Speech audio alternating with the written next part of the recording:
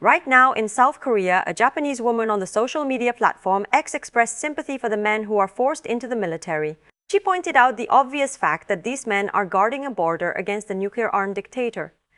You would think that is a neutral or even kind thing to say, right?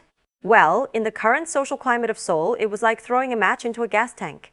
A South Korean woman immediately reposted her, screaming in digital text that men are the ones who start all the wars, so men should be the ones to die in them. She basically told the Japanese observer to shut up and stay out of their business, claiming that military service is just a choice men make to maintain their own power. This interaction went viral instantly because for the first time the language barrier has completely collapsed. Thanks to high-speed AI translation, the world is finally seeing the raw, unfiltered gender war that has been rotting South Korean society from the inside out for years. International observers are looking at this and asking one simple question: why do these people hate the very men who keep them alive? But why would anyone actually demand that the soldier's sacrifice be erased? Why would a woman get so angry at a stranger for being nice to a man in a uniform? The answer is as blunt as it gets. It is a resource grab. We are talking about a society where the social contract has been shredded for parts. For a specific group of vocal women, admitting that a man suffers or loses 2 years of his life for the state is dangerous. If they admit the sacrifice is real, they have to admit they owe a debt. And if they owe a debt, they lose their leverage in the fight for more government money and gender-specific benefits. So, the strategy is simple: mock the service, call it a vacation, and claim that being a soldier is actually a form of male privilege. It is a parasitic calculation where you enjoy the safety of the fortress while spitting on the guards who stand on the walls. But wait, how did it get this bad? Why does the environment allow this kind of open hostility toward the people who provide national security? It comes down to what you could call security numbness. South Korea has been so safe and so successful for so long that the younger generation has no memory of what war actually looks like. Peace is not something they think they have to earn. They think it is a natural right, like the air they breathe. When you think peace is free, you start to resent the people who tell you it has a price. You start to see the military not as a shield, but as a nuisance or a waste of tax money. The women see the men getting a small head start in their careers after they return from the military, and they do not see it as a fair catch-up. They see it as a personal attack on their own success. So what happened when these women got exactly what they asked for? What happened when they took their complaints to the law? This is where the story turns from a social media fight into a national disaster.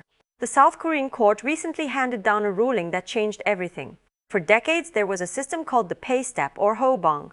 It was a simple piece of logic. If a man loses 2 years of his life in the military, those 2 years should count toward his seniority when he gets a job. It was a way to make sure he was not starting his life at a permanent disadvantage compared to people who did not serve. But the court just punched a massive hole in that logic. They ruled that while you can pay a veteran a little more, you cannot use his military time to speed up his promotions. They called it gender discrimination. Think about the sheer hypocrisy of that for a second. The state forces a man to go to the border, takes away his freedom for 2 years, and halts his career. Then, when he comes back, the court tells him that his time in the mud does not exist in the eyes of the law. If a man and a woman start at the same company, and the woman has a 2-year head start because she did not have to serve, the man is now legally forbidden from catching up through his service record. The court is essentially saying that military service is a private hobby that should not affect the workplace. It is a legal fiction that ignores the physical reality of time. They have prioritized the feeling of equality over the reality of equity, and the result? The social contract is dead. Why is the system failing so spectacularly? It is failing because it is being driven by short-term political greed. Politicians are terrified of the vocal female voter blocks on platforms like X. They see the vitriol, they see the coordinated attacks, and they cave. They have turned a national security issue into a zero-sum game where one side has to lose for the other to feel like they are winning. They are chipping away at the foundation of the military to buy a few more votes in the next election. But you cannot sustain a country on unrequited sacrifice. When the state takes everything from a man and then allows the rest of society to treat him like a criminal for it, that man is going to stop caring about the state. This brings us to a global comparison that makes the South Korean situation look even more absurd. Look at Israel. Over there, both men and women serve. They have a shared sacrifice, so they have a shared understanding of what it takes to keep a country on the map.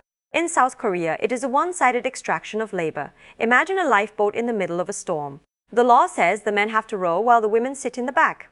The boat is moving towards safety because the men are rowing. But instead of helping or even saying thank you, the women in the back start a lawsuit. They claim the men are developing more muscle and endurance from all that rowing. and that this gives the men an unfair physical advantage once they reach the shore.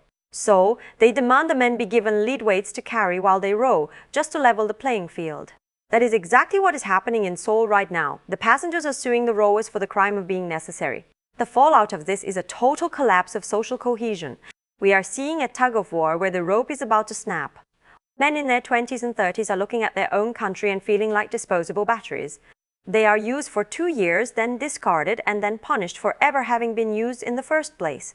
This is why you see the Japan exodus mentioned so often now. High-quality men, the ones with the skills and the talent, are looking at Japan as a place of refuge. They are not just going there for better jobs, they are going there for basic human respect. They would rather pay taxes to a foreign government than stay in a country that views their existence through a lens of original sin. The future of this is not a pretty picture, it is a farce. If this continues, South Korea will find itself with a security vacuum. When the men who are supposed to protect the border realize that the people they are protecting would rather see them fail, the psychological foundation of the military will simply dissolve. You can buy all the tanks and missiles you want, but if the man inside the tank feels like his own country hates him, he is not going to fight. The government will eventually have to offer massive amounts of money to get anyone to serve. And even then, the vocal groups on X will find a way to claim that high pay for soldiers is just another form of male privilege. It is a loop of madness that only ends in one way: national decline. Is it any wonder that the birth rate has dropped to the lowest level in human history? Why would a man want to start a family in a society where he is viewed as a predator or a leech for doing his duty? Why would a woman want to build a life with a man she has been taught to despise? The gender war is not just a digital argument, it is a demographic suicide note. The people who are winning these legal battles for promotion equality are going to wake up in a few years and realize they have won a prize in a burning building. There will be no companies to get promoted in, no economy to support them, and no soldiers to guard the border when the foundation finally gives way. The whole situation can be summarized by a final image. A family lives in a beautiful glass house in a very dangerous neighborhood. For generations, the sons have had to stand outside in the rain and the snow to guard the house so the rest of the family can sleep in peace. One day, the daughters inside the house decide that the sons are privileged because they get to wear heavy coats and carry flashlights. They argue that the coats make the sons look too powerful and that the flashlights are a form of discrimination against people who are sitting in the dark inside. They sue the father, and the father, wanting to keep the peace, takes away the coats and the flashlights. The sons, now freezing and blind in the dark, simply walk away. The daughters are left with their equality, but the glass house is no longer a home, it is just a target. This is the zero-trust reality of South Korea today. The pursuit of a hollow, superficial equality has destroyed the actual functional equity that kept the nation standing. The mockery of it all is that the people screaming for fairness are the ones who are most dependent on the system they are destroying. They are burning the very coats that keep their guards warm while the storm is still raging outside. When a society chooses to prioritize spite over survival, everyone eventually freezes to death together. The world is watching through the window of eye translation. And what they see is a nation that has forgotten how to say thank you to the very people who keep the lights on. Fuel the truth at Dating in Korea. Support the structure. Stay safe in the lounge.